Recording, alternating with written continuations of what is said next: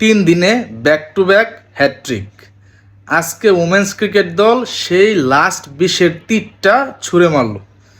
227 রানের টার্গেটে খেলতে নেমে নিউজিল্যান্ডের বিপক্ষে 40 ওভারে 127 রানে অল আউট হলো, 100 রানের পরাজয়। বুধবারের রাত আফগানিস্তানের সাথে ওডিআইয়ের প্রথম হার, 20-এর তীরের প্রথম আঘাতটা বাংলাদেশ ক্রিকেট টিম করেছিল। বৃহস্পতিবারের রাত গেল ফুটবলময়। সেদিন দ্বিতীয় 20-এর তীরটা বাংলাদেশ মেরেছিল হংকংয়ের সাথে হেরে গিয়ে। আজকে ফাইনাল যে তীরটা মারলো সেটা হচ্ছে নারী ক্রিকেট দল। টানা 3 দিন বাঙালি ক্রিকেট প্রেমী এই 20-এর তীর খেতে খেতে আজকে হ্যাটট্রিক পূর্ণ করলো এবং বাপ্পারাজের চরিত্র ফুটে উঠলো প্রত্যেকটা ক্রিকেট প্রেমিকের উপরে।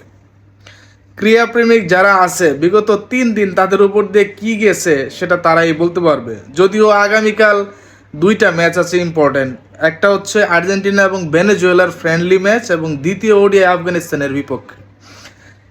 দিনের শুরু থেকে শুরু করে একজন রিক্সাওয়ালা থেকে শুরু করে মুদির দোকানদার থেকে শুরু করে শেষ বেলায় এই খেলা পর্যন্ত একজন ক্রিকেট প্রেমী আস্তে আস্তে যেই পরিমাণ দুঃখ কষ্ট দাগা 20-এর তীর নিয়ে জীবনটাকে অতিবাহিত করে, সেটার জন্য আমরা বাঙালিরা সেরা।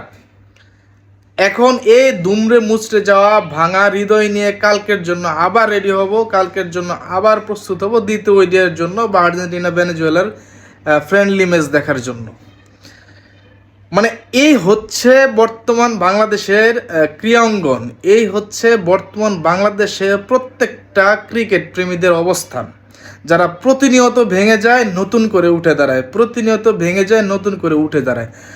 আশা সঞ্চারণ করার মতো কোনো ম্যাচ বা অবস্থান এখন পর্যন্ত ক্রিকেট প্রেমীরা বা ফুটবল প্রেমীরা, হকি প্রেমীরা যাই বলি না কেন তারা এখন পর্যন্ত দেখতে পারেনি। এই দুমড়ে মুচড়ে যাওয়া হৃদয় নিয়ে হ্যাটট্রিক শেষ করে কালকের জন্য অপেক্ষা করবে বাংলাদেশ ক্রিকেট এবং বাংলাদেশের ফুটবল প্রেমীরা।